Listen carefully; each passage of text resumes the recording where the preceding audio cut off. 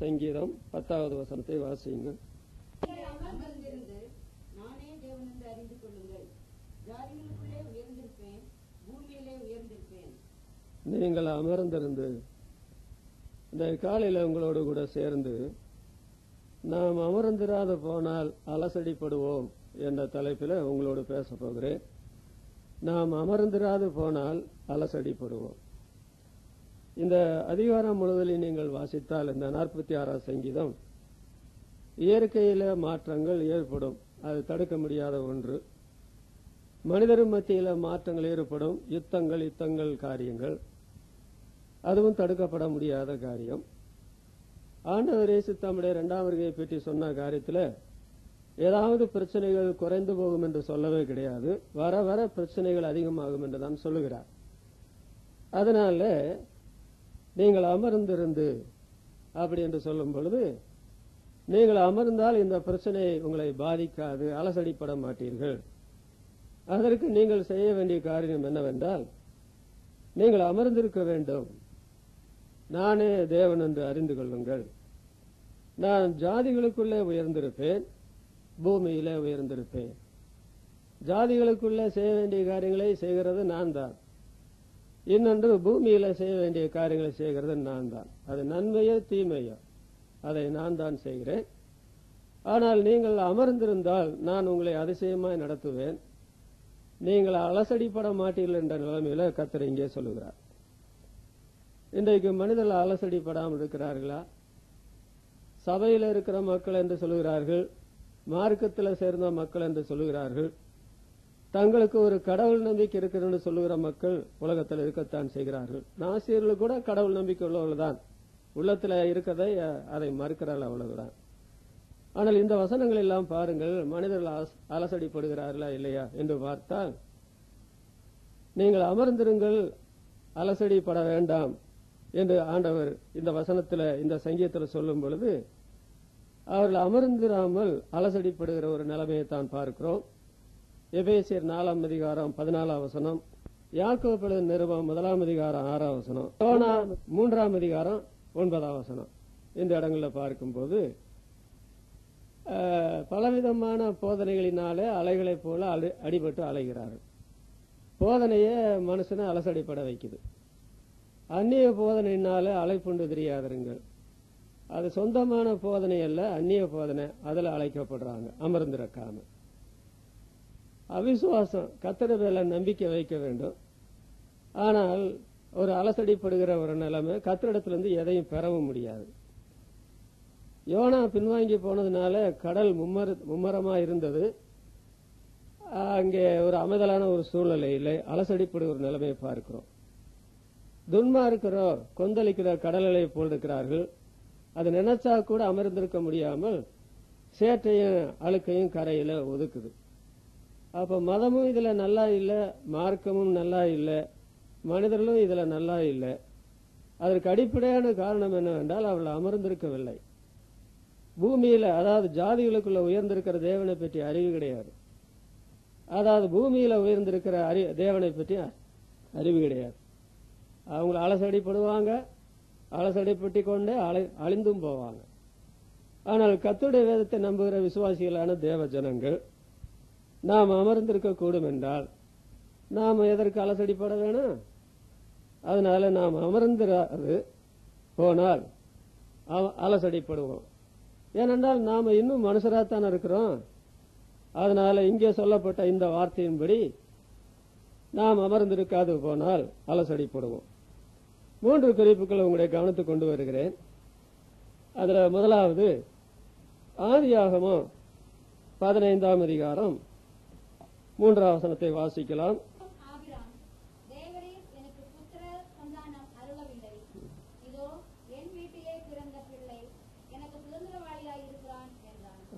Abraham, தேவரீர் எனக்கு புத்திர சந்தானம் அருளவில்லை. இந்த ஆபிரகாமை பற்றி இன்றைக்கு நாம் சிந்தித்தால், ஆபிரகாம் ஒரு சாதாரணப்பட்ட ஒரு மனிதன் அல்ல. 3 ஜாதிகளுக்கு தகப்பன் என்று அவனை பற்றி அறியலாம். ஒன்று, அவன் யூத ஜாதிகளுக்கு தகப்பன். 2வது, அவன் அரபிகளுக்கு தகப்பன். மூன்றாவது, உலகமெல்லாம் விசுவாசிகள் இருக்கிறார்களே அவர்களுக்கு தகப்பன் என்ற 3 விதமான நிலைமையில அவன் தகப்பன் என்று வேதாகமத்தில் அறியப்படுகிறான். ஆனால் இங்க அவன் கேட்கிற கேள்வி பாருங்கள், ஒரு அலசடிப்பட்ட நிலைமையில ஒரு கேள்வி கேட்கிறான் அமர்ந்திராமல்.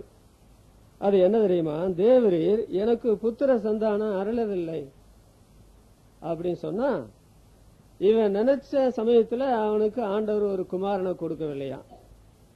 எனக்கு புத்திர சந்தானம் அருளவில்லை. ஆண்டவரிடத்துல குறை பேசுறது மாதிரி சொல்றதாக தெரிகிறது.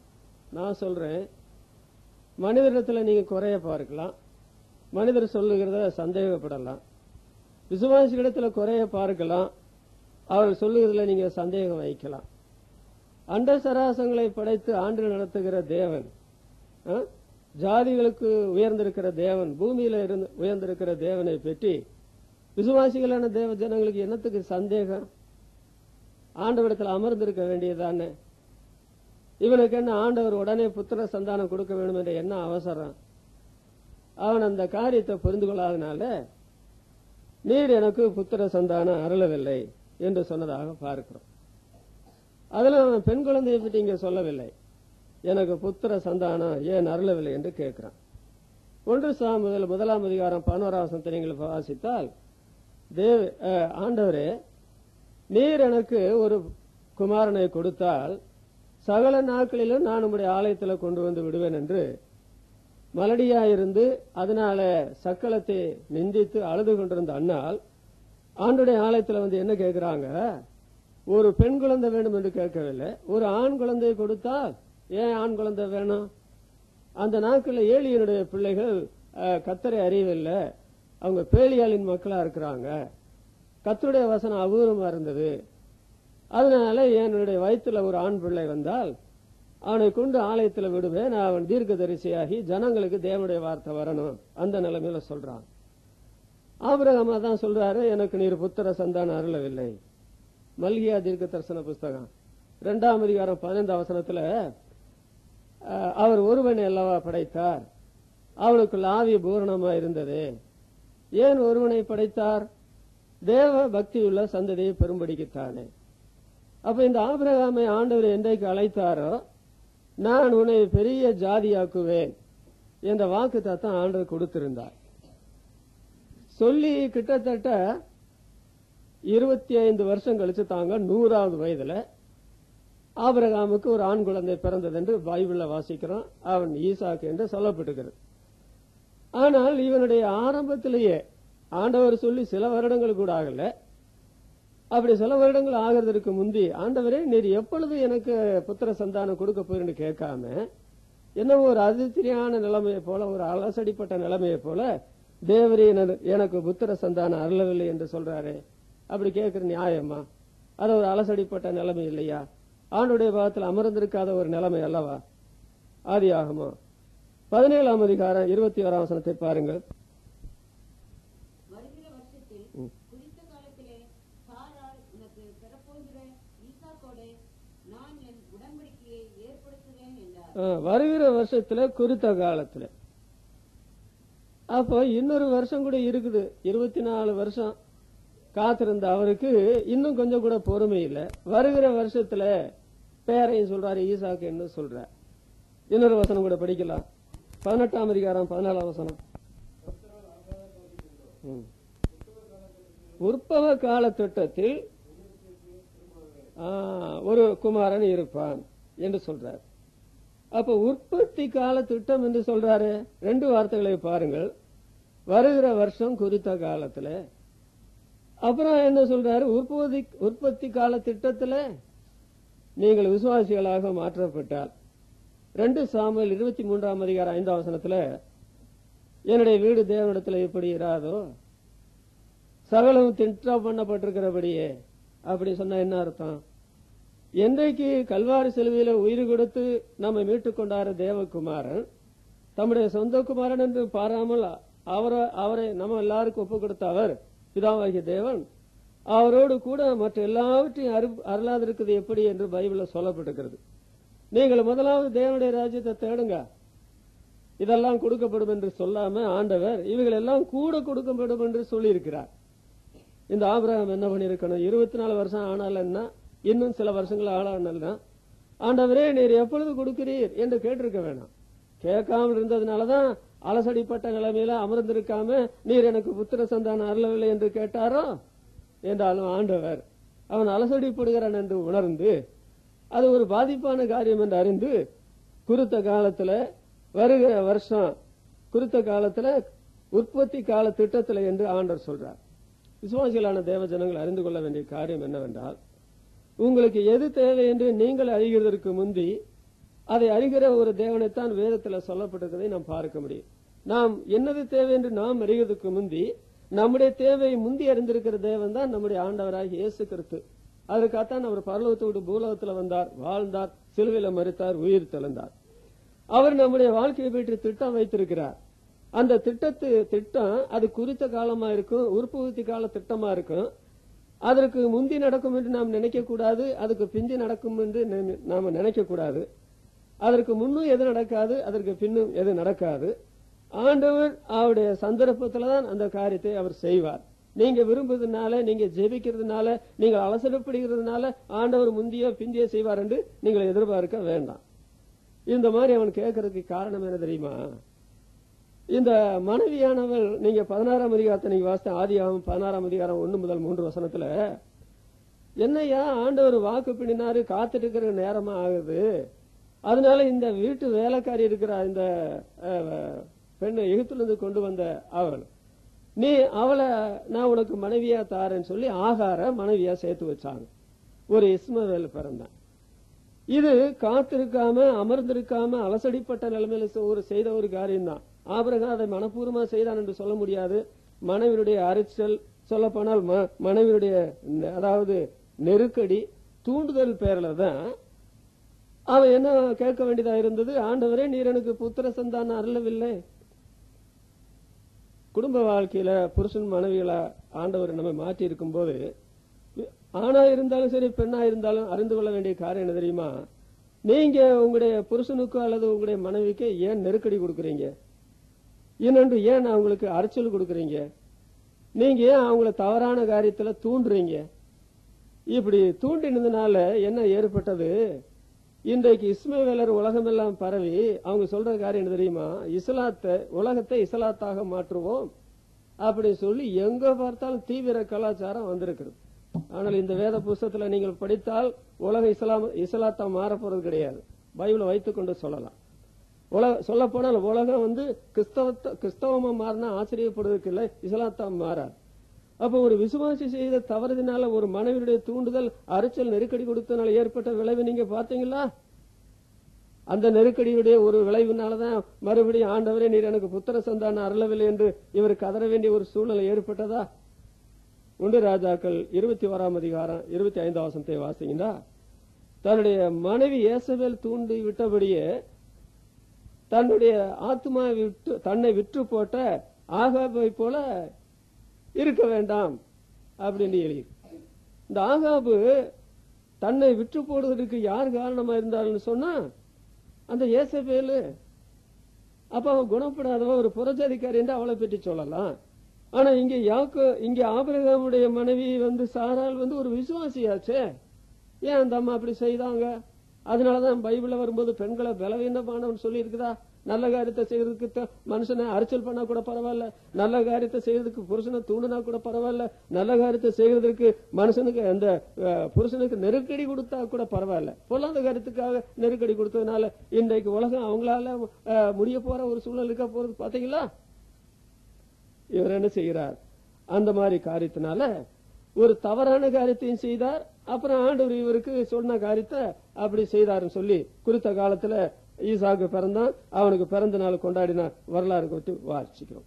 எப்பொழுதுமே தேவனுடைய பிள்ளைகள், உங்களுடைய வாழ்க்கையில கர்த்தர் ஒரு காரியத்தை சொன்னார் என்ற நிச்சயம் உங்களுக்கு அவசியமா இருக்குது என்று ஆண்டவர் தெரிந்தால், எனக்கு புத்திர சந்தானம் அருளவில்லையே என்று ஆண்டவரத்துல குறை பேச வேண்டிய அவசரம் கிடையாது. நீங்க கேட்கறதுக்கு முந்தையே, நீங்க விரும்புறதுக்கு முந்தைய அறிந்த ஒரு தேவன் தான் வேதாகமத்தில் நம்ம வாசிக்கிறோம். ஒரு தேவனுடைய மனுஷன் என்ன பண்ணாராம்? பர்மாவில் போய் 13 வருஷ காலம் ஊழியம் செய்தாராம். ஒரு ஆத்மா கூட ரட்சிக்கப்படலையா. 13 வருஷம் ரொம்ப சின்சியரா உண்மையா ஊழியம் செய்தவருக்கு ஒரு ஆத்மா கூட முன்னேறி வரலையாம். ஆனால் 13 வருஷம் கழித்த பிற்பாடு அங்க சபை உண்டாகி இன்றைக்கு பர்மாவில் நிறைய சபைகள் இருக்கிறது. அப்போ ஆத்மாக்கள் ரட்சிக்கப்பட வேணும், சபை உருவாக வேணும் என்பது ஆண்டவருக்கு விருப்பம்தான், அவருடைய திட்டம் தான். ஆனால் ஆண்டவர் இதை எப்பொழுதும் செய்து விடுவாரா? நாம நினைச்சபடி ஆண்டவர் சபையை உண்டாக்கிடுவாரா? நாம் நினைச்சபடி ஒரு குடும்ப விருத்தி அடைந்து விடுமா? குழந்தைகள் பிறந்துருவாங்களா? அதுல ஆண்டவருடைய சித்தம் என்ன? அந்த காரியத்துக்கான அமர்ந்து காத்திருக்கிறோமா? அது அவசியமான ஒன்றல்லவா? அப்போஸ்தலர் நடபடிகள் 13ஆம் அதிகாரம் 15ஆம் வசனத்தையும் 36ஆம் வசனத்தையும் வாசிக்கும் போது அந்த தேவனுடைய மனுஷர்களுக்கு தாங்கள் காரியங்களை செய்வதற்கு போதுமான நேரம் இருந்து அவங்க காரியங்களை செய்து முடித்த 2 பேரை பற்றி வருகிறது. ஒன்று அதாவது ஞானஸ்நானம் கொடுத்தானே யோவான் ஸ்நானகன், அவனை பற்றியும் யோவான் ஸ்நானகன். 2வது தாவீதை பற்றியும் வருகிறது. அவங்க ஒண்ணு யாரும் அவனுக்கு நெருக்கடி கொடுக்க முடியாது, யாரும் அவங்கள என்ன சொல்றது அவங்கள தூண்ட முடியாது, யாரும் அரைச்சல் கொடுக்க வேண்டிய அவசியம் இல்லை. அவருடைய காலத்துல அதாவது தன்னுடைய பணிவிடை ஓட்டத்தை முடிக்கிற போது என்று எழுதியிருக்குது. யாரும் தொந்தரவு கொடுக்காம ஐயோ எனக்கு செய்யறதுக்கு காலங்கள் பத்தலைன்னு சொல்லி இல்லாம அவன் அழகா அந்த ஊழியத்தை நிறைவேற்றி முடிக்கிறான். அதுபோல தாவீதும் தன்னுடைய காலத்துல தேவனுடைய சித்தப்படி ஊழியம் செய்து கர்த்தருக்கு நிறுத்திருந்தான்னு சொன்னா அவசரமா ஆத்திரமா அலசடி போடுற நிலைமையில செய்ய வேண்டிய ஒரு அவசரம் இல்லாம கர்த்தர் எனக்கு வாழ்வு தந்திருக்கிறார், என்னை கொண்டு என்ன காரியத்தை செய்ய விரும்புகிறாரோ அதை செய்யறதுக்குள்ள காலங்கள் உண்டு என்று சொல்லி அறிந்து செயல்பட்டதுனால அவன் தன் காலத்துல ஊழி செய்து நித்திரை அடைந்தான் என்று எழுதியிருக்கிறது.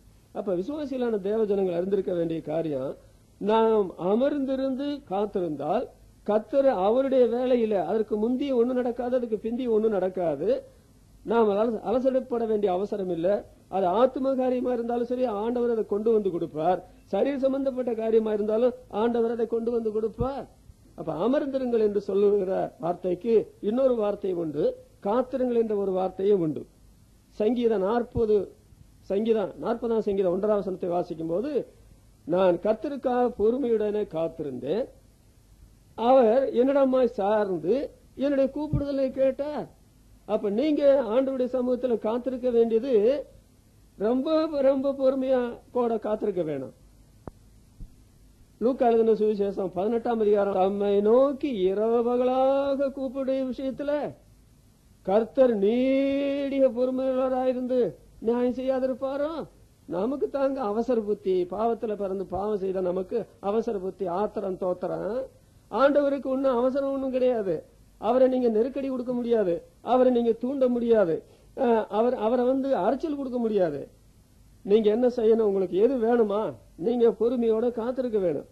நீதிமொழிகள் 13ஆம் அதிகாரம் 12ஆம் வசனத்துல, நெடுங்காலமாய் காத்திருக்குதல் இருதயத்தை இளைக்க பண்ணும், விரும்பினது வரும் பொழுதும் ஜீவ விருட்சம் போல இருக்கு. ஏன் ஆண்டவரே நெடுங்காலமா நான் காத்திருக்க வேணும்? திருமணத்திற்கு நெடுங்காலமா நான் ஏன் வேலைக்கு காத்திருக்க வேணும்? நெடுங்காலமா நான் ஏன் பிள்ளைக்காக காத்திருக்க வேணும்? 127ஆம் சங்கீதம் 128ஆம் சங்கீதம் நீர் குடும்ப வாழ்க்கைக்காக கொடுத்த சங்கீதம் தானே. முதல் பெற்றார நீர் திருமணம் செய்து வைத்து நீர் தானே குடும்ப வாழ்க்கை முதல் நிறுவனம், அதை நீர் தானே உண்டாக்கினீர். மனிதனா வந்த பொழுது எத்தனையோ அற்புதங்களை செய்தீர். அதுல முதலாவது அற்புதத்துல கானாவூர்ல நடந்த கல்யாணத்துல செய்தீர். நான் விசுவாசி தானே, நாங்க 2 பேரும் விசுவாசிகள் தானே, ஏன் எங்களுக்கு பிள்ளை இல்ல அப்படி சொன்னா அதற்காக அவன் பொறுமையோடு காத்திருக்க வேணும். உடனே புருஷன் மனைவியான உடனே பிள்ளைகளை கொடுத்தா அந்த பிள்ளைகளை அந்த ஆண்டவர் கொடுத்த போது அதனுடைய கௌரவம் நமக்கு தெரியாம போயிடும்.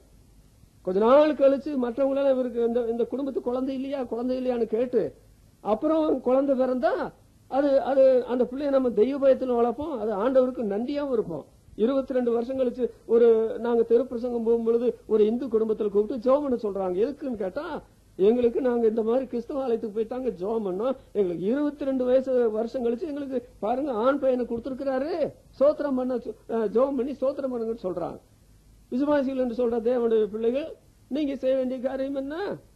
நான் பிள்ளை இல்லாமல் இருக்கிறேன்னு, இந்த ஏலியேசர் தான் என் வீட்டுல பிறந்தவன் விசாரணை கர்த்தனா இருக்கிறான் அப்படி சொல்லி மனைவி கொடுக்கிற நெருக்கடியும் வீட்டுல இருக்கிற பிரச்சனையை பார்க்கும்போது விசுவாசியுடைய தகப்பனான அவன் இப்படி ஆண்டவரத்துல கேட்கலாமா? ஒரு அலசடிப்படுகிற நிலைமை. நீங்கள் அமர்ந்திருந்து நானே ஜாதிகள்ல உயர்ந்திருப்பேன், ஜாதிகள் மத்தியில் எனக்கு என்ன செய்ய முடியாது, பூமியில உயர்ந்திருப்பேன், பூமியில எனக்கு என்ன செய்ய முடியாது என்ற நிலைமையில் ஆண்டவர் கேட்கிறாரே. நம்ம அமர்ந்திருக்கிறது இல்லையா? ஆதியாகமம் 25ஆம் அதிகாரம் 21ஆம் வசனத்துல மலடியாயிருந்த தன் மனைவிக்காக ஈசாக்கு கர்த்தரை நோக்கி வேண்டுதல் செய்தான். அவனுடைய வேண்டுதலை கேட்டு ஆண்டவர் அவளை கருத்தரிக்கும்படி செய்தார். எத்தனை வருஷம் கழிச்சு குழந்தை பிறந்து தெரியுமா? ஈசாக்கு ரெபெக்காளுடைய திருமணம் ஜப சிந்தியோடு ஒழுங்காக நடந்த ஒரு திருமணம். ஆனால் 18 ஆண்டுகள் குழந்தை இல்ல. 17 ஆண்டு முடியும் பொழுது என்ன உணர்ந்தார்? ஆண்டவரே, இந்த பெண்ணு குழந்தை இல்லாம இருக்கிறாங்களே என் மனைவி, அதனால அவளுக்கு மனசுல சங்கடம் இருக்கு இல்லையா அப்படின்னு சொல்லி புருஷன் ஜெபம் பண்ணும்போது ஆண்டவர் கேட்டு 18 வருஷத்துக்கு பின்னால குழந்தை கொடுக்கிறாரு. லூக்கா எழுதின சுவிசேஷம் 1ஆம் அதிகாரம் 13ஆம் வசனத்துல வாசிங்கன்னா, சகரியாவே உன்னுடைய வேண்டுதல் கேட்கப்பட்டது. என்ன வேண்டுதல் பண்ணாரு? என்னுடைய மனைவி எல்லாரும் பரிகாசம் பண்றாங்க, நிந்தையா பேசுறாங்க. அந்த அம்மா என்ன சொல்றாங்க? குழந்தை பிறந்த பிற்பாடு ஜாதிகள் மத்தியில ஜனங்கள் மத்தியில உண்டாக்க இருக்கிற நிந்தனை என்னை விட்டு நீக்கினீர் என்று சொல்லி அந்த அம்மா சோத்திரம் பண்ணாங்கன்னு சொல்லி எழுதியிருக்குதே. 127ஆம் சங்கீதம் 4ஆம் வசனத்தை படிக்கும் பொழுது, இதோ பிள்ளைகள் கர்த்தரால் வர சுதந்திரம், கற்பத்தின் கனி அவரால் கிடைக்கும் பலன். 100 வயசுல குழந்தை பிறந்த போது அந்த ஆபிரகாம் என்ன பண்ணார் தெரியுமா? பால் மறந்த பிற்பாடு உனக்கு ஒரு விருந்து பண்ணினார் என்று பைபிள் எழுதிக்குதே. அதனால ஆபிரகாம் தேவரீர் என்று சொல்றார். அப்ப தேவரீர் என்று சொல்லும் போது ஒரு கனத்துக்குரிய வார்த்தை. தேவனை அந்த அளவுக்கு மதிக்கிறார், அதுல ஒன்னும் தவறு கிடையாது. ஆனால் தேவரீர் என்று சொல்லிவிட்டு என்ன சொல்றாரு? எனக்கு புத்திர சந்தானம் இல்லவில்லையே, நான் டாக்டர்கிட்ட போகலாமா, ஏதாவது மருந்து சாப்பிடலாமா, 4 பேர்கிட்ட நான் ஜபத்துக்கா சொல்லலாமா? ஒருத்தட்டையும் சொல்ல வேண்டாம், மருத்துவ துறைக்கு போக வேண்டாம், ஒரு மருந்து சாப்பிட வேண்டாம். ஆண்டவர் அவருக்கு சித்தம் என்றால் பிள்ளை கொடுப்பார். பைபிளே வேதம் படிச்சு பாருங்க, எல்லாருக்கும் ஆண்டவர் குழந்தை கொடுத்திருக்கிறார். என்ன வாசிக்கிறார்? அந்த பவுலுக்கு ரொம்ப உடன் வேலையில இருந்த ஆக்கிலா பிரிஸ்கில்லால் அருமையான விசுவாசிகள், புறஜாதியாரில் உண்டான எல்லா சபையாரில் அறியப்பட்டவங்க, அவங்களுக்கு குழந்தை இருந்தா பைபிள் இல்லையே. அதனால நாம் எதையும் அவருடைய சித்தத்தின்படி கேட்டால் அவர் நமக்கு செவி கொடுக்கிறார் என்பதை அவரை பற்றி கொண்டிருக்கிற தைரியம். அந்த அம்மா ஒரு குழந்தை பிறந்த பிற்பாடு இன்னொரு குழந்தை கூட வேணும் என்று சொல்லவில்லையே. ஆனால் ஆண்டவரை இறக்கப்பட்டு 5 குழந்தைகளை அன்னாளுக்கு கொடுத்தார் என்று பழைய ஏற்பாடுல சரித்திரம் சொல்லுகிறது. ஆண்டவர் மனசு வச்சா எது கொடுக்க முடியாதுங்க. ஏன் அலசடிப்படி கிடக்குறீங்க? குடும்ப வாழ்க்கையில பற்றி, பிள்ளைகளை பற்றி அல்லது மற்ற காரியத்தை பற்றி எதுக்கு அலசடி போடுறீங்க? அதனால ஆபிரகாம் அலசடிப்பட்டார். தேவரீர் எனக்கு புத்திர சந்தானம் அருளவில்லை. அருளப்பட்ட போது என்ன பண்ணிருப்பாரு? ஆண்டவரத்துல மன்னிப்பு கேட்டிருப்பாரு. ஆண்டவரே, இந்த நெருக்கடியினால, இந்த அரைச்சல்னால, அதாவது நான் தூண்டுதல்னால அந்த மாதிரி கேட்டுட்டேன், நான் அவிசுவாசப்பட்டேன், என்ன மன்னிக்க வேண்டும் என்று சொல்லி அந்த ஈசாக்கு எப்படி வளர்த்தார் தெரியுமா? அடையாப்பா, பிறந்த ஒரு பையனா இருந்தாலும் அருமையான பையனா இருந்தானே, அவனை பற்றி நாம் பைபிள படிக்கலையா? அதனால நாம் அமர்ந்திராது போனால் அலசரிப்படுவோம். 2வது வேத பகுதி வாசிக்கலாமா? யாத்ராகமம் 5ஆம் அதிகாரம் 22ஆம் வசனம் 23ஆம் வசனம் படி. போதும், ஆண்டவரே என்று நிறுத்திட்டு 23ஆம் வசனம் படிங்க.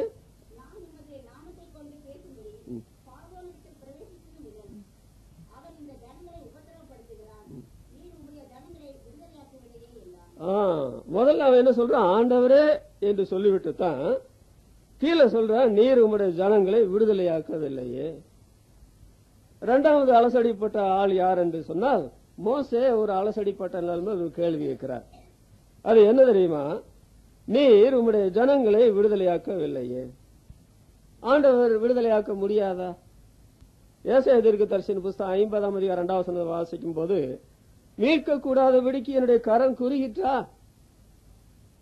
ரட்சிக்க கூடாதபடிக்கு எனக்கு வல்லமை இல்லாமல் போயிட்டா, பலன் இல்லாமல் போயிட்டா, நான் கடலை வறண்டு பண்ணுகிறவர் என்று ஆண்டவர் சொல்லுகிறார். அப்ப மீட்க கூடாதபடிக்கு அவருடைய கரம் குறுகவில்லை, ரட்சிக்க கூடாதபடிக்கு அவருக்கு பலன் இல்லாமல் போகவில்லை. அப்படி இருக்கும் பொழுது இங்கே மோசே ஆண்டவரே அப்படின்னு சொல்லிட்டு நீர் உம்முடைய ஜனங்களை விடுதலையாக்கவில்லையே, அவங்க இன்னும் அடிமைகளாத்தானே இருக்கிறாங்க என்ற நிலைமையில கேட்டதை பார்த்தால் என்னமோ நியாயமா கேட்கிற மாதிரி தெரியுது. ஆபிரகாம் கேட்கிறாரு, எனக்கு புத்திர சந்தானம் அருளவில்லை, என்னமோ நியாயமா கேட்கிறாரு. அப்படியா? அது நியாயமா? அப்ப அப்படி கேட்டிருக்கலாமா? ஆண்டவருடைய வேலைக்கு பின்னால் அவர் கேட்டா கூட அதை ஒத்துக்கொள்ளலாம். ஆண்டவருடைய வேலைக்கு முன்னால் அதை எப்படி கேட்டிருக்கலாம்? இங்க பாருங்கள், மோசே கேட்கறது நியாயம் போல தெரியுது. அது கேட்டது நியாயம் தானா? அது நியாயம் அல்ல. ஆனால் அவர் அப்படி கேட்கறதுக்கு காரணம் என்ன என்று மேல உள்ள வசனங்களை வாசிங்கன்னா, அது இஸ்ரவேல் ஜனங்களுக்கு கொடுத்த நெருக்கடி, இஸ்ரவேல் ஜனங்கள் கொடுத்த அரைச்சல், இஸ்ரவேல் ஜனங்கள் கொடுத்த தூண்டுதல் என்று சொல்லலாம். என்னையா நீர் எங்களை எகிப்தின் அடிமைத்தனத்திலிருந்து மீட்டு கொண்டு வர வேண்டும் என்றெல்லாம் நீர் சொல்லி வந்து பிரசங்கம் எல்லாம் பண்ணிட்டீரு. நீர் என்றைக்கு இதை சொல்ல ஆரம்பிச்சீரோ இந்த பார்வோன் எங்களை அதிக வேலையை கொடுத்து கஷ்டப்படுத்துற அப்படி சொல்லி உடனே வந்து முறுமுறுக்கிறாங்க. இவங்க கொடுத்த நெருக்கடியினாலும் இவங்க கொடுத்த அரைச்சலினாலும் இவங்களுடைய தூண்டுதல்னாலும் மோசே என்ன பண்ணாரு? அப்படி அவர் கேட்க வேண்டியது ஆயிற்று. பாருங்க, மோசையை பற்றி வாசிக்கும் போது எவ்வளவு பெரிய தியாகம் பண்ணி விசுவாசியாக வந்தவர். நம்ம எல்லாம் அந்த தியாகம் பண்ணியா கிறிஸ்தவங்களானா விசுவாசிகளானா? பார்வோனுடைய குமாரத்தின் மகன் எனப்படுவது வேண்டாம், எகிப்தினுடைய பொக்கிஷமே வேண்டாம், தேவ ஜனங்களோடு சேர்ந்து துன்பம் அனுபவிச்சா போதும், கிறிஸ்துவின் நிமித்தம் வர நிந்த பாக்கியம், இப்படி வந்தாருங்க. ஆனால் இங்கே அவர் சொல்ற காரியத்தை பாருங்கள். ஆண்டவரே என்று சொல்லிவிட்டு ஏன் அமர்ந்திருக்கல? கேட்டிருக்கணும்ல, ஆண்டவரே நீர் இந்த ஜனங்கள் நெருக்கடி கொடுக்கட்டேன், தொந்தரவு கொடுக்கட்டேன், தூண்டட்டேன், ஆனா நான் இடத்துல கேட்கிறேன், நீர் எப்பொழுது இந்த ஜனங்களை விடுவிக்க போகிறீர், நீர் எப்பொழுது எனக்கு பிள்ளை தர போகிறீர்னா ஆண்டு காலத்தை சொல்லியிருப்பார். அப்புறம் தான் சொன்னார். இங்க பாருங்க, இன்னும் நீர் விடுதலை ஆக்கவில்லையே என்று சொன்னதை நாம் பார்க்கும். யோவான் எழுதின சுவிசேஷம் 13ஆம் அதிகாரம் 22ஆம் வசனத்தையும் யோவான் 8ஆம் அதிகாரம் 44ஆம் வசனத்தையும் வெளிப்படுத்தின விசேஷம் 2ஆம் அதிகாரம் 9ஆம் வசனத்தை வாசிக்கும் போது இந்த தூண்டுதலுக்கு பின்னால யார் இருக்கிறாங்க தெரியுமா? இந்த மாதிரி அதாவது அலசடிப்படுகிற ஒரு நிலைமைக்கு, அமர்ந்திருக்க முடியாத ஒரு நிலைமைக்கு காரணமா இருக்கிறது யாருமா? ஒன்று மனைவிகளா இருக்கும், அல்லது புருஷமாரா இருக்கும் குடும்பத்துல, அல்லது சபையில நீங்க வந்தா அது யாரா இருக்கும் தெரியுமா? இந்த தூண்டுதலுக்கு காரணம் அங்க என்ன வாசிக்கிறோம்? பிசாசு சாத்தானவன் அவனை தூண்டின பிற்பாடு பிசாசு தூண்டுறான் யூதாஸ் காரியத்தை. ஆண்டவர் சொல்றார், நீங்கள் உங்கள் பிதாவாகிய பிசாசினால உண்டானவர்கள், அவன் ஆதி முதல் கொலைபாதகனா இருக்கிறான், அவனுடைய இச்சையின் பேடி செய்ய நீங்க மனதா இருக்கிறீர்கள் சொல்லி மொத்த இஸ்ரவேல் ஜனங்கள் பிசாசின் மக்கள் என்று சொல்றார். வெளிப்படுத்தின விஷயத்துல வாசிக்கும் போது அவர்கள் யூதர் என்று சொல்லியும் யூதராயிராமல் சாத்தானுடைய கூட்டமா இருக்கிறவர்கள் செய்கிற தூஷணத்தை நான் அறிந்திருக்கிறேன். அவங்க யூதர் என்று சொல்றாங்க, யூதர் அல்ல, அவங்க சாத்தானுடைய கூட்டம். இங்க பாருங்க, இந்த மோசைக்கு பின்னால் இருக்கிறவங்க மோசை இப்படி தூண்டுறாங்களே, நீர் இன்னும் எங்களை விடுதலைக்கு பண்ணல, நீர் இப்படி வந்து பிரசங்கம் பண்ணதுனால இந்த ராஜா இந்த ஜனங்களை எங்களுக்கு தொந்தரவு கொடுக்குறாங்கன்னு சொல்லி சொல்றாங்களே, இது சுயமா செய்யறாங்க நீங்க நினைக்கிறீங்களா? இவங்களுக்கு பின்னால இருந்து பிசாசான எங்களை தூண்டுனா. இதனாலதான் மோசை என்ன கேட்கிறாரு, நீர் இன்னும் உடைய ஜனங்களை விடுதலையாக்கவில்லையே அப்படின்னு சொல்றார். நான் சொல்றேன், இவர்களை விடுதலையாக்க வேண்டும் என்றால் அதற்கு தேவன் ஒரு திட்டம் வைத்திருந்தார். அவர்களுக்கு பிள்ளை கொடுக்கிறதுக்கு ஒரு திட்டம் வைத்திருந்ததை போலவே இஸ்ரவேல் ஜனங்கள் அலசடிப்படாமல் அமர்ந்திருந்து அவங்க இருக்கிறதுக்காக ஆண்டு திட்டம் வைத்திருந்தார். அவங்க அமர்ந்திருந்து ஆண்டவரிடத்துல கேட்டிருந்தால் மோசைக்கு அந்த திட்டத்தை வெளிப்படுத்தி இருப்பார், இஸ்ரவேலர்ல எல்லாருக்கும் அந்த திட்டத்தை வெளிப்படுத்தி இருப்பார். இவங்க அமர்ந்திருக்கவில்லை, ஆண்டவரிடத்துல கேட்கவில்லை. அதனால ஒரு அலசடிப்பட்ட நிலைமையில அவங்களும் ஆனாங்க, மோசையும் அலசடிப்பட ஒரு நிலைமையில கொண்டு வந்தாங்களா? இஸ்ரவேலருடைய உபத்திரவ காலம் நிறைவேறவில்லையே. அப்படி இருக்க இந்த ஜனங்களை ஆண்டவர் எப்படி விடுதலையாக்க முடியும்? மோசே போய் இந்த ஜனங்களை இன்னும் விடுதலையாக்கவில்லை என்று எப்படி கேட்கலாம்? அப்படி சொன்னா ஆதியாகமம் 15ஆம் அதிகாரம் 13ஆம் வசனத்தை வாசிக்கும் போது ஆண்டவர் அங்கே அவன் பலி செலுத்தின போது ஆபிரகாமுக்கு தரிசனத்துல தோன்றி, உன்னுடைய ஜனங்கள் 400 வருஷம் உபத்திரவப்படுவார்கள், அதற்கு பிற்பாடுதான் அவர்களை விடுதலையாகி 41ஆம் வசனம் வாசிக்கும் போது 430 வருஷம் முடிந்த அன்றைய தினமே இஸ்ரவேல் ஜனங்கள் அணி அணியாக ஆண்டவர் எகிப்திலிருந்து அவர்களை புறப்பட பண்ணினார். அங்க 400 வருஷம் என்று ஒரு அப்ராக்சிமேட்டா சொல்றார். இங்கே சரியாக 430 வருஷம் முடிந்த அன்றைய தினமே அடுத்த நாள் கூட இஸ்ரவேல் ஜனங்கள் அங்க இருக்க முடியாது. அப்போ இந்த ஜனங்கள் அவங்க ஒரு குறிப்பிட்ட காலம் வரையில் அவங்க உபத்திரவப்படணும். அந்த உபத்திரவத்தினுடைய கொடுமையை அறிந்து முடியும் பொழுதுதான் இந்த உபத்திரவத்தில் தங்கத்தை தவிர வேற யாரும் விடுதலை செய்ய முடியாத நிலைமையில ஆண்டவர் விடுதலையை தர வேண்டும். அப்பதான் வெளியே வரும்போது இந்த விடுதலையுடைய மேன்மையை அவங்க உணர்ந்து விடுதலைக்கு நன்றியா இருப்பார்கள் என்று சொல்லி ஆண்டவர் அதற்கு ஒரு காலத்தை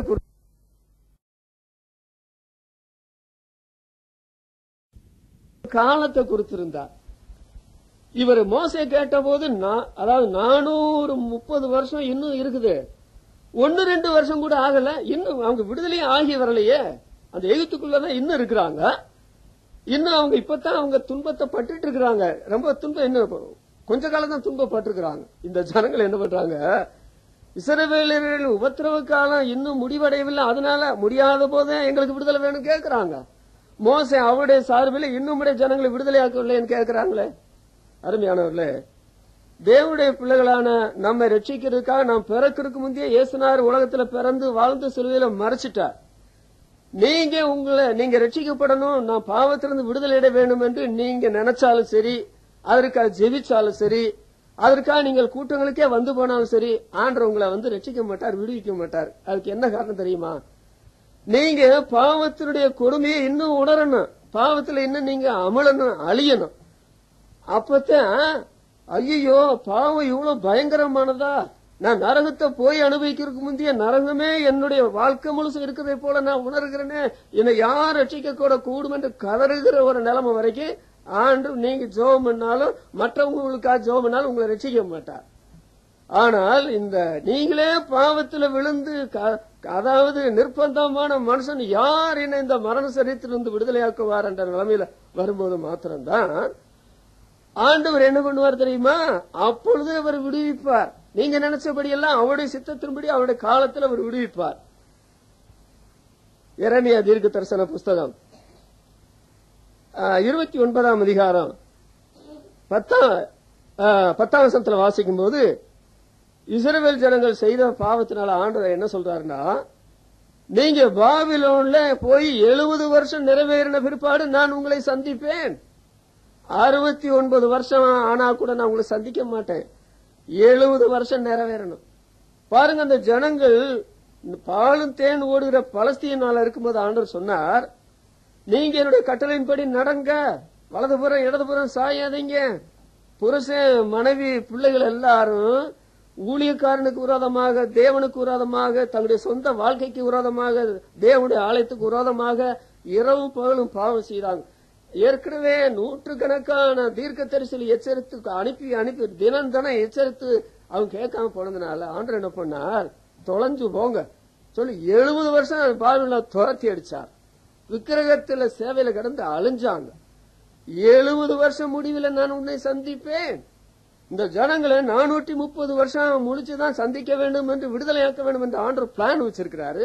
இவங்க என்ன நினைச்ச உடனே உங்களை ரட்சிக்கணுமா, நினைச்ச உடனே உங்களை விடுவிக்கணுமா? அப்ப விடுதலையுடைய மகிமை தெரியுமா? விடுதலைக்காக கர்த்தர் கொடுத்த விலை உங்களுக்கு தெரியுமா? நான் விவரம் தெரிஞ்சல இருந்த பாவத்தை குறித்து உணர்வடைந்தேன். 22 வயது வரையில ரட்சிக்கப்பட வேண்டும் எனக்கு தெரிஞ்சாலும் ஆண்டவர் என்னை ரட்சிக்க முடியல. அதுக்கு என்ன காரணம் தெரியுமா? என்னுடைய பாவத்தினுடைய பயங்கரத்தையும் சிலுவையில என் அருமை ரட்சகர் கொடுத்த விலைக்கரத்தினுடைய மகத்துவத்தை அறிவதற்காக பாவத்துல இன்னும் அழிஞ்சு போன்னு சொல்லி ஆண்டவர் விட்டு வச்சார். ஒரு நாள் வந்த பொழுது ஒண்ணு நான் இனிமே என்னால செய்க்கும், ஒண்ணு பாதாளத்துல போடும், இல்லைன்னா பரலோகத்துக்கு என்ன குடிமகன மாற்று நிலைமையில வந்த பொழுதுதான் எனக்கு ஆண்டவர் ரட்சிப்பை கொடுத்தார். ஏசாயா தீர்க்க தரிசன புஸ்தகம் 23ஆம் அதிகாரம் 17ஆம் வசனத்தை நீங்க படித்தால், அதாவது தீரு 70 வருஷம் கர்த்தரால மறக்கப்பட்டிருக்கு. 70 வருஷம் முடிவிலே கர்த்தர் தீருவை சந்திப்பார். இந்த தீரு யார்? கிறிஸ்தவ நாடல்ல, கிறிஸ்தவ நாடல்லாத ஒரு நாடு. ஆண்டவர் யார கொண்டு போய் அஞ்ஞான தேசத்தில் சிதறடிப்பார்? யாருக்கு 70 நீண்ட வருடங்கள் துன்பத்துல ஒப்பு கொடுப்பாருன்னு கேட்டா கிறிஸ்தவங்களை, மற்றவங்களை இல்லையா? மற்ற எந்த மதக்காரனா இருந்தாலும் சரி, எந்த ஜாதிக்காரனா இருந்தாலும் சரி, அவன் அக்கிரம அநியாயம் செய்யறானா அந்த குடும்பம், அந்த தனிப்பட்ட நபர் 70 வருஷம் தீர்மானிச்சதான். கடந்து வாடி வதங்கி வாழ்க்கையை நாசமாகிற நிலைமை வரும் பொழுதுதான் 70 வருஷத்துல ஆண்டவர் வந்து சந்திப்பார். இல்லை என்றால் ஆண்டவர் சந்திக்க முடியுமா? லூக்கா எழுதின சுவிசேஷம் 19ஆம் அதிகாரம் 43ஆம் வசனத்துல, நான் உன்னை சந்திக்கும் காலத்தை நீ அறியாமல் போனபடியினாலே என்று ஆண்டவர் சொல்றாரு. எப்போ ஆண்டவர் அவங்களை சந்திச்சார்? அவருடைய 3 வருஷ காலத்தினுடைய முடிவில் தான் அவரை சந்திக்க வேண்டும் என்று விரும்பி இருந்தார். அவரால் சந்திக்கப்படாம போனாங்க. 9:11 மல்லியா புஸ்தகத்துக்கு முந்தின புஸ்தகம் சரியா 9:11.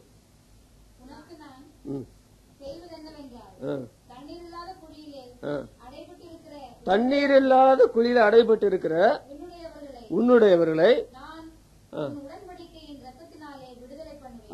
உடன்படிக்கையின் ரத்தத்தினாலே விடுதலை பண்ணுவேன். இது 2வது சிந்தனை. ஒன்று, இஸ்ரவேலின் உபத்திரவ காலம் வந்து நிறைவேறவில்லை, அது உபத்திரவ காலம் நிறைவேறணும். 2வது, உடன்படிக்கையின் ரத்தத்தினாலே நான் உன்னை மீட்டுக் கொள்வேன் சொல்றாரு. அப்போ மோசே ஜனங்களுடைய சார்பில் ஆண்டவரத்துல பேசுறாரு. இன்னும் இந்த ஜனங்களை விடுதலையாக்கவில்லையே. விடுதலையாக்குறது 2வது காரணம் இங்கே சொல்லப்பட்டது. சகரியாவின் புஸ்தகத்துல 9ஆம் அதிகாரம் 11ஆம் வசனம் 12ஆம் வசனத்தில், நம்பிக்கையுடைய சிறைகளை நீங்க நம்பிக்கை இழந்து போயிட வேண்டாம். என்னுடைய ஜனங்களை நான் எப்படி மீட்பேன் தெரியுமா? உடன்படிக்கையின் ரத்தத்தினால அவளை மீட்பேன். இப்ப மோசே இன்னும் அந்த ராஜாவிட்ட பேசி அந்த ஜனங்களை விடுதலையாகி வெளியே கொண்டு வந்து 3 நாள் கழிச்சு அவங்க ஆண்டவரை ஆராதிக்கணும், அப்படி அது பின்னால பேசுறாரு. இன்னும் அந்த ஜனங்களை விடுதலை செய்யவில்லை. உடன்படிக்கையின் ரத்தமும் அங்க சிந்தப்படவில்லை. உடன்படிக்கையின் ரத்தம் சிந்தப்படாமலே அவங்க எகிப்திலிருந்து விடுதலை அடைந்து வரலாம் என்று விரும்புறாங்களே. நீர் உம்முடைய ஜனங்களை விடுதலையாக்கவில்லையே என்று சொன்னால், உடன்படிக்கையின் ரத்தம் சிந்தப்பட்டு உடன்படிக்கை பண்ண பிற்பாடுதாங்க விடுதலை ஏற்பட முடியும். அதை நீங்கள் வாசித்தால் யாத்திராகமம் 12ஆம் அதிகாரத்தில் அங்க ஒவ்வொரு இஸ்ரவேலருடைய குடும்பத்துக்கு ஏற்றபடி ஒரு ஆடு அடிக்கப்பட்டு நிலைக்கால்களின் சட்டத்தில் பூசப்பட்டு சங்காரக்காரன் ராத்திரில கடந்து வரும் பொழுது எந்த வாசல் நிலைக்கால்களில ரத்தம் பூசப்பட்டதோ அங்கே சங்காரக்காரன் உள்ள போய் அவங்களை யாரையும் அழிக்க மாட்டான். ஆனால் நிலக்கால்களில நிலச்சட்டத்துல ஆடு அடிக்கப்பட்டு ரத்தம் பூசப்படாது இருக்கிற இடத்துல உள்ள போய் தலைச்சன்கள் எல்லாம் சங்கரிக்கிறத பைபிள்ல வாசிக்கிறோம். மோசே இந்த ஜனங்களை விடுதலையாக்கவில்லைன்னா இன்னும் வருஷம் நிறைவேறல இல்லப்பா, நான் எப்படி இவங்களை விடுவிக்க முடியும்? இன்னொன்று, இவர்கள் இஸ்ரவேல் ஜனங்களை நீர் ஆண்டவரே இவர்களை விடுவிக்கவில்லையே, உம்முடைய ஜனங்கள் தானே, இவங்க அந்நியர் இல்லையே, ஏன் விடுவிக்கல? அதற்கு ஆண்டவர் அப்புறம் சொன்னாரு, அவங்க இன்னும் உடன்படிக்கை ரத்தம் சிந்தப்படவில்லை, ஆடுகள் அடிக்கப்படவில்லை, ரத்தம் பூசப்படவில்லை, எப்படி நான் விடுதலை கொடுப்பேன் என்ற அவரு கேட்டாரோ. 1 யோவான் 1ஆம் அதிகாரம் 7ஆம் வசனத்துல என்ன வாசிக்கிறோம்? தேவகுமாரனாகிய இயேசு கிறிஸ்துவின் ரத்தம் சகல பாவங்களையும் கழுவி நம்மை சுத்திகரிக்கும் என்று எழுதப்பட்டிருக்கிறது. அந்த காரியம் எப்பொழுது நடந்தது சொல்லுங்க? அந்த காரியம் எப்பொழுது நடந்தது? நீங்க பைபிளை படிக்கும் பொழுது நம்முடைய ஆண்டவராகிய இயேசு கிறிஸ்து ரத்தம் சிந்தின காரியம் எப்பொழுது நடந்தது, அது அந்த ரத்தம் யாருக்கா சிந்தப்பட்டது என்ற வரலாறு எபிரேயர் நிருபத்தில் எழுதப்பட்டதை நாம் பார்க்க முடியும். எபிரேயர் 9ஆம் அதிகாரம் 15 தயவு செய்து வாசிங்க. எபிரேயர் 9:15. ஆகையால் வாசிங்க. முதலாம் உடன்படிக்கையின் காலத்தில் நடந்த அக்கிரமங்களை நிவர்த்தி செய்யும் பொருட்டு பாருங்க. அப்ப ஆண்டவர் இயேசு மரணம் அடைந்தது எப்போ? அதாவது பழைய ஏற்பாடுல இருக்கிற மக்களுக்கு அல்ல, புதிய ஏற்பாடுக்கு இருக்கிற மக்களுக்கு என்று சொல்லப்படாம முதலாம் உடன்படிக்கையின் காலத்திலே நடந்த அக்கிரமங்களை நிவர்த்தி செய்யும் பொருட்டு அவர் மரணம் அடைந்து, அப்ப அவங்க பலிகள் செலுத்தினாலும் அதனால அவர்களுக்கு தற்காலிக பாவ மன்னிப்பை தவிர நிரந்தர பாவ மன்னிப்பு கிடையாது. ஆனால் இந்த நிரந்தர பாவ மன்னிப்பு வேண்டும் என்று சொன்னால் ஆண்டவர் நிவர்த்தி செய்யும் பொருட்டு அவர் மரணம் அடைந்து அழைக்கப்பட்டவர்கள் வாக்குத்தத்தம் பண்ணப்பட்ட நித்திய சுதந்திரத்தை அடைந்து கொள்வதற்காக புது உடன்படிக்கையின் மத்தியஸ்தராயிருக்கிறார். அப்ப பழைய உடன்படிக்கையா இருந்தாலும் சரி, புதிய உடன்படிக்கையா இருந்தாலும் சரி, இது ரெண்டுக்குள்ள வருகிற மக்களுக்கு பாவ மன்னிப்பு எதனால என்று சொன்னால் இயேசுநாதர் சிலுவையில அடைந்த மரணத்தினால, அவர் சிந்தின ரத்தத்தினால. இது நடக்காமல், இதனுடைய மகிமையை உணராமல், இது எனக்கு தேவை என்று உணராத மனுஷனை எப்படி ஆண்டவர் ரட்சிக்க முடியும்? இந்த ஜனங்கள், இஸ்ரவேல் ஜனங்கள் மோசே இடத்துல நெருக்கடி கொடுக்கறாங்க, அவங்கள தூண்டுறாங்க, அவங்கள வந்து சங்கடப்படுத்துறாங்க, அரசியல் கொடுக்கறாங்க. எப்படி? எங்களுக்கு இப்ப இருக்கிற துன்பம் இவ்வளவு துன்பம் போது, இனி அதிக துன்பம் வேண்டாம். யார் சொன்னது? இன்னும் நீங்க துன்பப்படணும். ஆண்டவர் இயேசு சிலுவையில அடைந்த துன்பம் என்பது சாதாரண துன்பமா? கெத்செமனே தோட்டத்திலிருந்து கல்வாரி சிலுவை பரியந்தம் ராத்திரி முழு 22 மணி நேரம் அவர் பட்ட பாடு அவருடைய மனதை துளைக்கவில்லையா? அவருடைய ஆத்மாவை துளைக்கவில்லையா? அவருடைய சரீரத்தில் காயம் படாத இடம் எது? அப்போ உங்களுடைய வாழ்க்கையில ஆண்டவர் உங்களுடைய பாவத்தை மன்னிக்க வேண்டும் என்று சொன்னால் நீங்கள் சகல விதமான பாவத்தினுடைய கசப்புகளை வேதனைகளை அனுபவிக்க வேண்டும் அல்லவா? அதனால நீங்க துன்பப்பட்டுத்தானாக வேண்டாம். நீங்க பாவத்துல பிறந்து பாவம் செய்யறதுனால. இன்னொன்று, ஆண்டவர் ரத்தம் சிந்தப்பட வேண்டுமே, அது இல்லாதபடி மீட்பு வருமா? ஆண்டவர் அதற்காக ரத்தம் செஞ்சினார். அப்ப அவளுக்கு இல்லாத ஒரு பெரிய சலாக்கியம் நமக்கு வந்திருக்கு. ஏன் இன்னும் ரட்சிக்கப்பட முடியல? நீங்க பாவத்தை ஆழமா உணர்ந்தீங்களா? பாவத்தினுடைய வேதனை உங்களை தாக்கிட்டா? சிலுவையில உங்களுக்காக உயிர் கொடுத்த ஆண்டவர் எவ்வளவு பாடுபட்டான்னு உங்களுக்கு விளங்குதா? ஆண்டவர் உங்களை உடனே ரட்சிக்க முடியும். ஆனா அந்த ரட்சிப்புக்கு நீங்க நன்றியோடு இருக்க மாட்டீங்க. ஆனால் அதனாலதான் ஆண்டவர் என்ன பண்றாரு? உடனே விடுதலை செய்யாம அவருடைய வேலை வரும்பொழுது ஆண்டவர் மனசு வச்சு சிலுவையில உங்களுக்காக மறுத்திருந்தால், நீங்க பூமியினுடைய கடாயந்திரம் போனாலும் சரி உங்களை விட மாட்டார். உங்களை ரட்சிக்கிறதுக்கு சில வேளைகளில் சாதாரணமான ரட்சிப்பார். சில சமயத்துல உங்களை நடுங்க வச்சு அழுது கதற வச்சு உங்களை கண்ணை குருடாக்கி, அதைத்தானே சவுளுடைய வாழ்க்கையில செய்தார் அவன் பவுலானா. அதனால விடுதலையாக்கவில்லையே. ஒன்று, இஸ்ரவேலுடைய உபத்திரவ காலம் நிறைவேறவில்லை. இரண்டாவது, அவளுக்காக ரத்தம் சிந்தப்படவில்லையே. அப்படி இருக்க ஆண்டவர் அவளை எப்படி விடுவிக்க முடியும்? மூன்றாவது, அவர்களை பாடுபடுத்தினவர்களுக்கு ஆண்டவர் உபத்திரவம் கொடுக்கவில்லையே. அப்படி இருக்கும்போது ஆண்டவர் அவளை எப்படி விடுவிக்க முடியும்? 2 தெசலோனிக்கேயர் 1 அதிகாரம் 6 வசனம் படிங்க.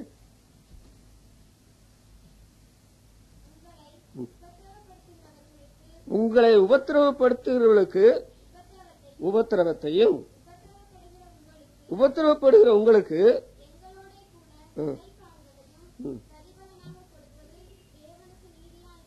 தேவனுக்கு நீதியான காரியம் என்ன தெரியுமா? உங்களை உபத்திரவப்படுத்துவர்களுக்கு உபத்திரவத்தை கொடுக்க வேணுமே. அதுதான் தேவனுக்கு பிரியதையான காரியம். எங்க? நரகத்திலையா? இல்லங்க, இதே உலகத்துல கிறிஸ்தவ விசுவாசிகளுக்கு எவனரும் உபத்திரம் கொடுக்கிறானா, எந்த ஒரு தேசம் உபத்திரம் கொடுக்குதோ, எந்த ஒரு கிராமம் உபத்திரம் கொடுக்குதோ, எந்த ஒரு தனி மனுஷன் உபத்திரம் கொடுக்கிறானோ அவனுக்கு உபத்திரவத்தை ஆண்டு கொடுக்கணும். அது கொடுத்த பிற்பாடுதான் நமக்கு பிரதிபலனாக நமக்கு பலன் தருகிறார். எங்கள் உபத்திரவப்படுகிற உங்களுக்கு எங்களோட கூட பிரதிபலனாக இளைப்பாறுதல் தருகிறார் என்று சொல்லப்படுது. இஸ்ரவேல் ஜனங்களை ஆண்டவர் இப்பொழுது விடுவிக்க விரும்பி விட்டார். அதற்கு காலம் குறிச்சிருக்கிறார். அதற்காக உடன்படிக்கை செய்ய ரத்தம் சிந்தப்பட வேணும். மூன்றாவது, இந்த ஜனங்களை இதுவரைக்கும் உபத்திரப்படுத்தி இருக்கிறாங்கல்ல, இன்னும் உபத்திரப்படுத்த போறாங்கல்ல. இந்த உலக மக்கள் அவிசுவாசிகள் நல்லவங்க சொல்ற விசுவாசிகள் கூட இருக்கிறாங்கல்ல, அவங்க முழுசும் கெட்டவங்க, நல்லவன் முள்செடிக்கும் செம்மையானவன் நெருஞ்சிருப்பாருக்கும் கூர்மையானவன்ற விசுவாசிகளுக்கு தெரியப்படுத்தணும்ல. அதனால உபத்திரவத்துக்கு மேல உபத்திரவம் கொடுங்கன்னு சொல்லிட்டு இவங்க உபத்திரவத்தெல்லாம் முடிச்ச பிற்பாடு ஆண்டவர் என்ன பண்ணா தெரியுமா? ஓஹோ, நீங்க என்னுடைய ஜனங்களுக்கு உபத்திரப்படுத்த பார்க்காம இருப்பனா, அதாவது என்ன பண்ணா தெரியுமா? அதுக்கு பின்னால நீர் இந்த ஜனங்களை விடுவிக்கவில்லை என்று மோசே கதறினாரு. அவர் அமர்ந்திருக்காமல் அலசடிப்பட்டாரு. நீங்கள் அமர்ந்திருந்து தேவன் என்று அறிந்து கொள்ள ஜாதியில உயர்ந்திருப்பேன், பூமியில உயர்ந்திருப்பேன் சொன்னாரு. மூன்றாவது, இதே ஆபிரகாமை, அதாவது மோசையை கொண்டு 10 அற்புதங்கள் செய்து, அது நம்முடைய பார்வையில் அற்புதமா இருக்கிறது. ஆனால் எகிப்தியருடைய பார்வையில் அது அற்பம் அல்ல, அது பயங்கரமான வாதை. 10 வாதைகளை அனுப்பி ஆண்டவர் எகிப்த சல்லடை ஆக்கினாருங்க. என்ன, வண்டு முழுசும் வீட்டுக்குள்ள போனா, தவளை முழுசும் அரமணிக்குள்ள போனா, பேன் முழுசும் அரமணிக்குள்ள போனா, 3 நாள் யாரும் ஒரு இடத்துல இருந்து இன்னொரு இடத்துக்கு எந்திரிக்க முடியாம காரில் எகிப்து முழுசு இருந்தா. எகிப்துல எல்லா குடும்பங்கள்ல இருக்கிற பையங்கள குழந்தைகள செத்து ஒரே ஓலமிட்டா. இது ஒண்ணுமே நடக்கல. இந்த ஜனங்கள் கொடுத்த நெருக்கடியை பார்த்துட்டு மோசே என்ன சொல்றாரு? நீர் உங்களுடைய ஜனங்களை விடுவிக்கவில்லையே. அப்ப இந்த ஜனங்கள் எல்லாம் சோகமாங்கிற இந்த உலகத்தில் இருக்கட்டும் தான் அர்த்தமா? சில வேளைகளில் தேவனுடைய பிள்ளைகள் அமர்ந்திருக்காதனால கர்த்தருடைய சித்தம் என்ன வாழ்க்கையில புரிஞ்சு கொள்ள முடியறதில்ல. குழந்தைகளை கொடுத்தாரு, அந்த குழந்தைகளை எப்படி நடத்தணும், எப்படி வளர்த்தணும், அந்த அறிவு கிடையாது. அமர்ந்திருக்காம எத்தனை பேருக்கு பிள்ளைகளேன்னு சொல்லி தவிக்கிறாங்க. அவங்க நிந்தனை கூட சகிக்கிறாங்க. உங்களுக்கு பிள்ளை கொடுத்த உடனே அந்த பிள்ளைகளை நீங்க எப்படி வளர்க்குறீங்க? கொழு கொழு நல்லா இருக்கணும் பாக்குறீங்களா? அதைத்தான் ஏலி செய்தார். அவங்க அடக்கவில்லை. அவங்க தகப்பனாருடைய தாய் தகப்பனார் சொல்ல கேளாம போனாங்க. ஆண்டவர் சங்கரிக்கு சித்தமா இருந்து சங்கரித்து போட்டார். அதோட அந்த ஏலி பிடரி முறிஞ்சு செத்து போனானே, எத்தனை பயங்கரம். ஆனால் குழந்தை இல்லாதவங்களுக்கு அந்த பாடு இல்லையே. ஆனால் குழந்தை இருந்தால் ஆண்டவருக்கு ஸ்தோத்திரம். குழந்தை இல்லை என்றால் கேட்டு பாருங்க. அவரால் கூட செய்ய முடியாத காரியம் என்ன? எரேமியாட்ட ஆண்டவர் கேட்கிறார், செய்ய முடியாத அதிசயமான காரியம் என்ன என்று கேட்கிறார். அதற்கு எரேமியா சொல்றார், உம்மால செய்ய முடியாத அதிசயமான காரியம் ஒன்றுமில்லைன்னு சொல்றார். ஆண்டவருக்கு விடுவிக்க முடியாதா? 430 வருஷம் முடிந்த போது அது என்னாச்சு? நாளும் சரியாயிருச்சு, உடன்படிக்கை ரத்தம் சரியாயிருச்சு, இந்த ஜனங்களுக்கு உத்தரத்தையும் கொடுத்தாச்சு, போங்க. அப்புறம் போய் பாலும் தேனும் ஓடு ராஜ்யத்துக்கு போனாங்க இல்லையா? அதனால நாம் என்ன செய்ய தெரியுமா? விடுதலையினுடைய மகிமையை அறியும்படி ஆண்டவர் என்ன செய்கிறார்? நமக்கு உடனே விடுதலை தர மாட்டேங்கிறார். நாம் என்ன வாசிக்கிறோம்? எரேமியா 2:14, இஸ்ரவேல் வீட்டிலே பிறந்த அடிமையா? அவன் அடிமை இல்லைங்க. எவன் சொன்னவன் அவன் அடிமைன்னு சொல்லி? இன்றைக்கு நிறைய விசுவாசிகள் அடிமைகளா இருக்கிறாங்களே. அவிசுவாசிகளுக்கு அடிமைகள், பணத்துக்கு அடிமைகள், பொருளுக்கு அடிமைகள், இச்சை என்பவங்களுக்கு அடிமைகள். ஏன்? அவங்களுக்கு இந்த விடுதலை மகிமை தெரியல. நீங்க அமர்ந்திருந்து ஆண்டவரை தேவன் என்று அறிந்து கொள்ளவில்லை. நீங்க அலசடிப்பட்ட வாழ்க்கையில நீங்க முடிச்சு போனால் நான் ஆச்சரியப்பட மாட்டேன். ஆனால் நீங்கள் அமர்ந்திருந்து ஏன் அலசடிப்படுறீங்க?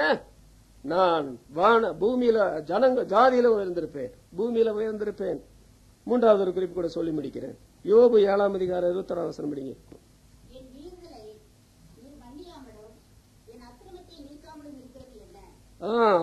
நீர் என் மீறுதலை மன்னியாமலும் என் அக்கிரமத்தை நீக்காமலும் இருக்கிறது என்ன?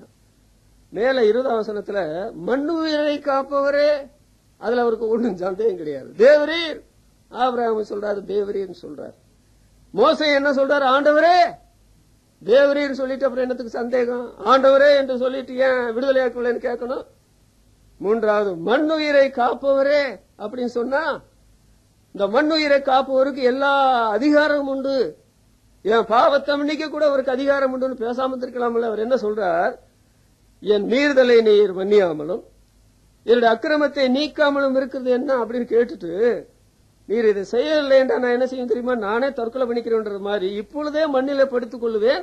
விடியற் காலத்தில் என்னை தேடுவீர் என்றால் நான் ஈரேன், நானே தற்கொலை பண்ணிக்கிறேன்ற மாதிரி சொல்றாரு. அந்த வார்த்தை இங்க இல்லாத சத்தியம் அங்க இருக்கு. இது எங்க படிச்சாரு? எல்லாம் இழந்து தரையில உட்கார்ந்து இருக்கும் போது மனைவி வந்து என்ன சொன்னாங்க? நீ தேவனை தூசித்து ஜீவனை விடுன்னு சொன்னா நாசீனா மாறிடு, தற்கொலை பண்ணிக்கின்ற மாதிரி சொன்னாங்க. இப்ப சொல்றது என்ன? நீர் ஒண்ணு என் பாவத்தை மீறுதலை மன்னிக்கணும். அப்படி மன்னிக்க தவறினால் நான் என்ன செய்வேன்? நான் இப்பொழுதும் மண்ணில படுத்துக் கொள்ளுவேன். அப்புறம் நீர் என்ன தேடுவீன்னா காணும், உலகத்திலும் இல்ல சபையில் எல்லாம் போயிடுவேன்ற மாதிரி சொல்றார். இவருடைய பாவத்தை ஏன் மன்னிக்கல ஆண்டவர்? மண்ணுயிரை காப்பவரே, என் மீறுதலை மன்னியாமலும் என் அக்கிரமத்தை நீக்காமலும் இருக்கிறது என்ன அப்படின்னு கேட்கிறார். ஏசாயா தீர்க்கதரிசியின் புஸ்தகம் 55ஆம் அதிகாரம் 7ஆம் வசனத்தையும், மீகா தீர்க்க தரிசன புஸ்தகம் 7ஆம் அதிகாரம் 18ஆம் வசனத்தை வாசித்தா, அவர் மன்னிக்கிறதுல தயவு பெருத்திருக்கிறார். துன்மார்க்கன் தன் வழிகளையும் அக்கிரமக்காரன் தன் வழிகளை நினைவுகளை விட்டு கத்திரிடத்துல திரும்பினால் மன்னிக்கிறது தயவு பெருத்திருக்கிறார். எப்படிப்பட்ட பாவியும் எவ்வளவு பயங்கரமான பாவம் செய்திருந்தாலும் மன்னிக்கிறதுல தயவு பெருத்திருக்கிறார். மீறுதலை மன்னிக்கிற உமக்கு ஒப்பான ஒரு தேவன் உண்டா என்றே அந்த மீகாவில் சொல்லப்பட்டிருக்கிறது. ஆனால் இவர் என்ன பண்றாரு? உத்தமனும் சன்மார்க்கனும் தேவனுக்கு பயந்து பொல்லாப்பு கிழமையினர் இடையில பாவம் செய்து இப்போ அவர் சொல்ற கதறுதல் என்ன? என் மீறுதலை மன்னியாமலும் என் அக்கிரமத்தை நீக்காமலும் இருக்குது என்று கேட்கிறாரு. அப்படி சொன்னா இப்படி கேட்டதுக்கு நியாயம் இல்லை என்பதான் என் கருத்து. என்ன நியாயம் இப்படி கேட்கறதுக்கு? இன்னும் ஆண்டவர் இவரிடத்துல பேச துவங்கவே இல்லையே. நீங்க 1ஆம் அதிகாரத்திலிருந்து நீங்க படிச்சு பார்த்தா 37ஆம் அதிகாரம் வரையில ஆண்டவர் இந்த யோபிடத்துல ஒரு வார்த்தை கூட பேசல. நண்பர்கள் தான் பேசிட்டு இருக்கிறாங்க. நண்பர் பேசுறாங்க, இவரு பேசுறாரு, நண்பர் பேசுறாங்க, இவரு பேசுறாரு. இவங்கள ஒரே காலத்தை பேசிட்டே இருக்கிறாங்க. இவங்க பேசும்போது தேவன் பேச மாட்டார். இவங்க என்றைக்கு பேச்சை நிறுத்துறாங்களோ அப்பதான் தேவன் பேச ஆரம்பிப்பார்.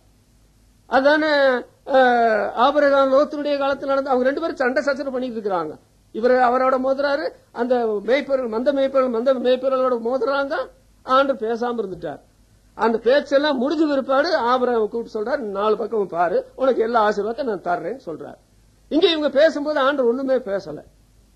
இப்படி பேசாம இருக்கும்போது இவர் என்ன சொல்றாரு, நீர் என்னுடைய பாவத்தை மன்னியாமலும் என்னுடைய அக்கிரமத்தை நீக்காமல் இருக்குன்னு சொன்னா ஆண்டு உங்ககிட்ட பேசினா தான் உங்களுடைய பாவத்தை மன்னிக்க முடியும், உங்களுடைய மீறுதலை மன்னிக்க முடியும். இங்க பேச இடம் கொடுத்தீங்களா? அது ஒரு கேள்வி. நீங்க உங்க பாவத்தை குறித்து உணரலாம். பாவம் செய்யறத பற்றி உங்களுக்கு தெரியும், எல்லாருக்கும் தெரியும். ஏன் ஆண்டவர் பாவத்தை மன்னிக்கல? அவங்க பாவத்தை மன்னிச்சுட்டா உண்மைதான். அவங்ககிட்ட ஆண்டவர் பேசினாரு, அவங்க பாவத்தை அறிக்கைச்சாரு, ஆண்டவர் உங்களை மன்னிச்சார். ஆனா ஆண்டவர் உங்ககிட்ட பேச நீங்க அனுமதிக்கலையே. அதிகாரத்துல இருந்து வாசிங்கன்னா 41ஆம் அதிகாரம் வரையிலும் ஆண்டவர் தனியாக யோகிடத்துல மாத்திரம் பேசுறதா வாசிக்கிறோம். 2வது, இவன் தன்னுடைய பாவத்தை இன்னும் ஆழமாய் உணரவில்லை. இன்னொன்று, ஆண்டவருடைய சமூகத்தில் தாழ்த்த வேண்டிய அளவுக்கு தாழ்த்தவில்லை. அதனால அதாவது பாவத்தை குறித்து சரியான நிலைமையில உணர்ந்து அறிக்கையிடவும் இல்லை, ஆண்டவருடைய சமூகத்தில் தன்னை தாழ்த்த வேண்டிய அளவுக்கு தாழ்த்தவும் இல்லை இந்த விசுவாசி, இந்த பக்தர். அதனால ஆண்டவர் என்ன பண்ணாரு, இதுக்காக காத்திருந்தார். என்ன, நீ பேசு, விடிய விடியும் பேசி விடிஞ்சிட்டும் பேசு, என்னது மண்ணுயிரை காப்புவர் என்று சொல்லிட்டு என் மீறுதலை மன்னியாமலும் என் அக்கிரமத்தை நீக்காமல் இருக்கிறது கேட்கறியா? நீ என்கிட்ட பேச வந்தியா? நான் உன்னிடத்துல பேச நீ அனுமதிச்சியா? சாமுவேலை போல சொல்லும் அடியான்னு கேட்கிறேன்னு சொன்னியா? காத்திருந்தியா அப்படின்னு கேட்டா காத்திருக்கல. இப்ப என்ன ஆச்சு, 38ஆம் அதிகாரத்திலிருந்து 41ஆம் அதிகாரம் வரை சாராளமா பேசிட்டே இருக்கிறார். இவன் கேட்டுக்கிட்டே இருக்கிறான். 2வது, அவன் பாவத்தை குறித்து ஆழமான நிலைமையில உணரவில்லையே, தேவ சமூகத்தில் தன்னை தாழ்த்த வேண்டிய நிலைமையில தாழ்த்தவில்லையே. ஆதாரத்தை நான் காமிக்கட்டுமா? 38ஆம் அதிகாரம் அடைஞ்சு யோபு 38ஆம் அதிகாரம் 2ஆம் வசனம் படிங்க.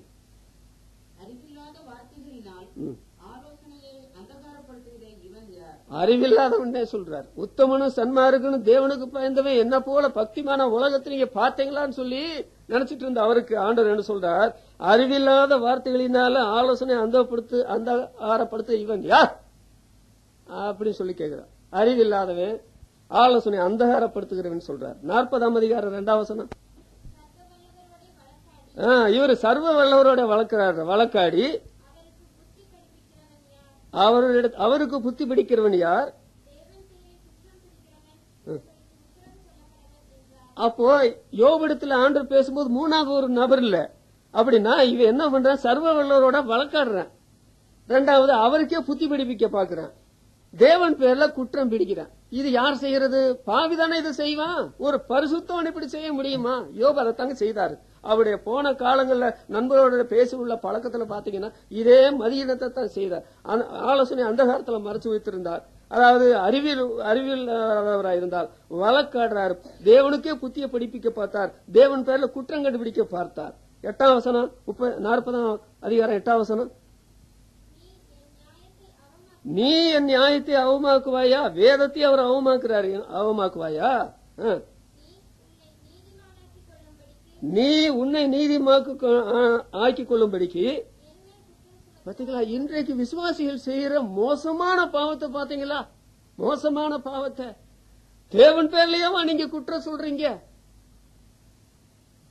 இதெல்லாம் செய்துட்டு இவர் என்ன பண்றாரு, நீர் என்னுடைய மீறுதலை மன்னியாமல் என்னுடைய பாவத்தை மன்னியாமல் இருக்குதுன்னா அப்படின்னு கேள்வி கேட்கிறாரு.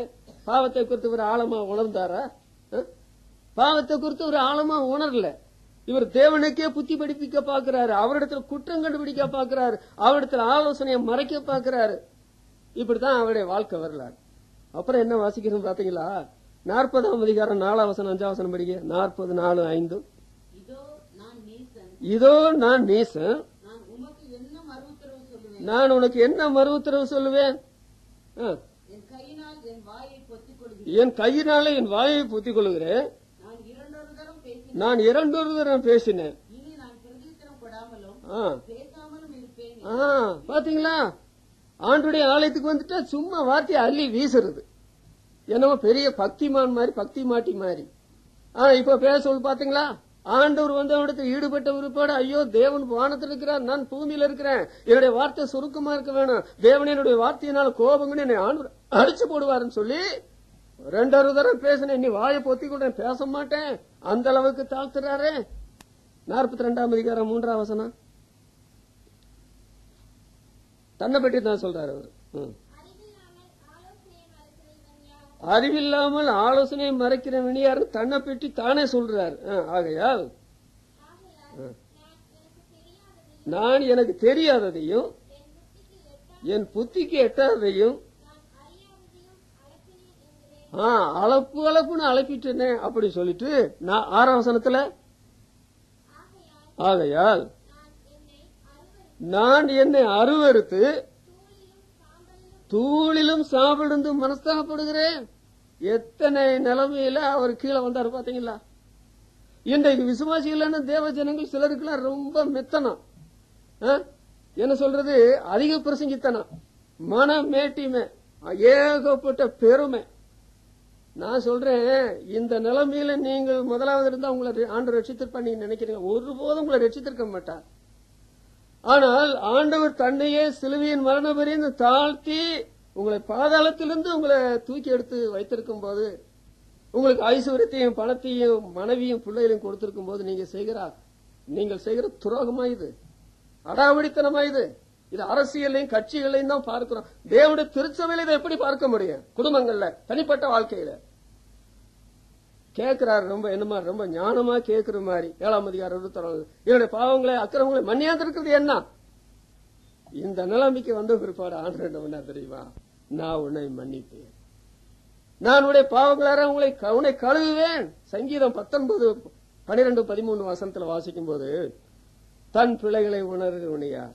அடுத்தவங்க மேல பெருசா தெரியும், தன் பிள்ளைகளை உணர்கிறவன் யார்? மறைவான குற்றங்களுக்கு நீங்களாக்கும். அது மறைவு யாருக்கு தெரியாது.